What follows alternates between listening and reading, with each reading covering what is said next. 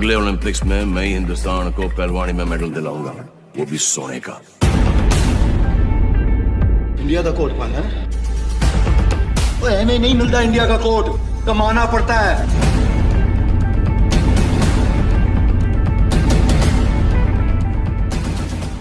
क्या जीत पाएगी सुल्ताना? कैसे फतेह सिंह ने दी सुल्ताना को ट्रेनिंग?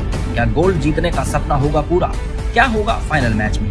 हेलो दोस्तों, मैं नितिन आपका स्वागत करता हूं बॉलीग्रैड स्टूडियोज में। 2016 में आई फिल्म सलमान खान द्वारा और अनुष्का शर्मा की फिल्म सुल्तान ने आते ही दर्शकों के बीच कमाल कर दिखाया।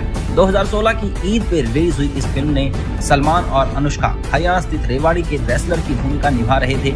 वहीं इस फिल्म की अगली कड़ी को लेकर हमने आपसे सुल्तान 2 का प्लॉट शेयर किया था, जिसे आज हम आगे बढ़ाने जा रहे हैं। तो पिछले वीडियो में हमने देखा कि सुल्ताना को नए जमाने का रेसलिंग स्टाइल सिखाने वाले एक कोच की तलाश थी, जो उसे कॉमनवेल्थ तक पहुंचाने के लिए तैयार कर सके। हालांकि जब कोच को लेकर सुल्ताना अपने पिता से पूछती है तो वो साफ मना कर देते हैं। हालांकि पीछे से सुल्तान एकेडमी के इंचार्ज को कहकर सुल्ताना को अपने फॉर्मर कोच फतेह सिंह का नंबर दिलवा देते हैं। सुल्ताना जो फतेह सिंह का नंबर पाकर खुश थी, वो इस बात से अनजान थी कि वो अब उसी कोच से ट्रेनिंग लेने वाली है जिससे कभी उसके पिता सुल्तान ने ट्रेनिंग ली थी। वहीं खुश होकर सुल्ताना जब अपने घर लौटती है तो वो फतेह सिंह और सुल्तान को बातें करते हुए देख थोड़ी हैरान होती है। वहीं अब कहानी यहाँ से आगे बढ़ती है। सुल्ताना के पूछने से सुल्तान उसे फतेह सिंह से इंट्रोड्यूस करवाता है और कहता है कि आज से वही अब उसे ट्रेन करेंगे। सुल्तान आगे बताता है कि उसे पहले सुल्ताना को कोच प्रोवाइड करने से इसीलिए मना कर दिया था क्योंकि उससे ये बात को लेकर इनसिक्योरिटी थी कि कहीं सुल्ताना उसकी रेसलिंग स्किल को चैलेंज तो नहीं कर रही।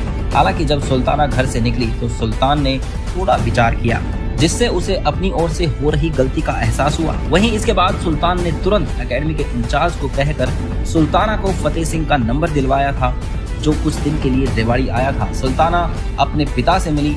इस मदद को जान के अपने पिता के गले लगती है और कहती है, बापू, आप जैसे बड़े रेसलर की स्किल्स को मेरे जैसी एक आम लड़की कभी चैलेंज नहीं कर सकती। सुल्ताना की बातों को सुन सुल्तान थोड़ा इमोशनल हो जाता है। हालांकि फतेह सिंह के बोलने पे वो वापस नॉर्मल होता है। फतेह सिंह सुल्ताना को कहता है कि उसकी ट्रेनिंग कल से शुरू होगी।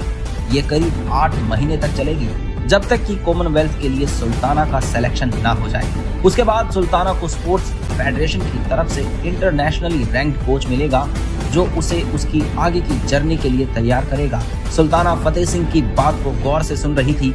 सुल्ताना फतेह सिंह की काफी रिस्पेक्ट करती थी क्योंकि वो उसके पिता के भी कोच रह चुके थे। खैर, अगले दिन शुरू हुआ और इसी के साथ सुल्ताना की ट्रेनिंग भी शुरू हुई।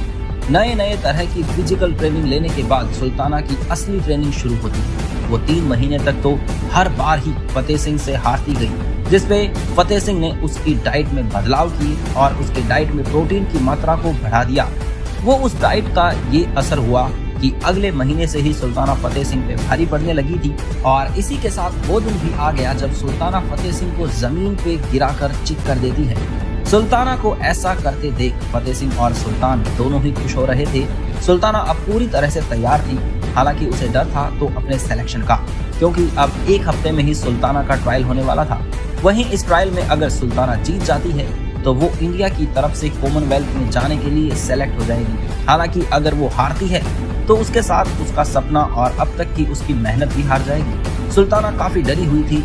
अपने कोच फतेह सिंह और सुल्तान के बहुत समझाने के बाद भी सुल्ताना का स्ट्रेस कम नहीं हो रहा था। वो इस हफ्ते ढंग से सो भी नहीं पाई, जिसका असर उसके शरीर पे भी पड़ने लगा था।